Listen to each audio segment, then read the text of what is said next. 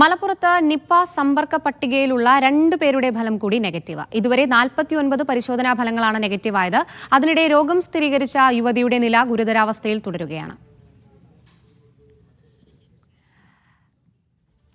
വിവരങ്ങളുമായി മുഹമ്മദ് ഷംസീർ ചേരുന്നു. ഷംസീർ, ഒരു ആശ്വാസം എന്നുള്ള രീതിയിൽ തന്നെ നമുക്ക് പറയാം. കാരണം ഇതുവരെ വന്നിട്ടുള്ള 49 പരിശോധനാ ഫലങ്ങൾ നെഗറ്റീവാണ്. എന്നിരുന്നാൽ പോലും ഈ രോഗിയുടെ നില അതീവ ഗുരുതരമായി തുടരുകയാണ്. എന്തൊക്കെയാണ് മറ്റു വിവരങ്ങൾ?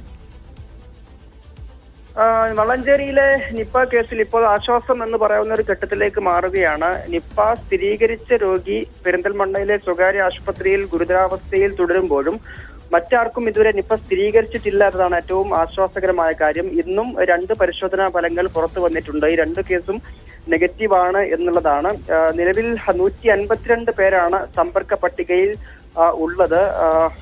62 പേർ ഇതിൽ ഹൈറിസ്ക് വിഭാഗത്തിലാണ്, 90 പേർ ലോ റിസ്ക് വിഭാഗത്തിലുമാണ് ഉൾപ്പെട്ടിരിക്കുന്നത്. 40 പേരെയാണ് സമ്പർക്ക പട്ടികയിൽ ഇതുവരെ ആകെ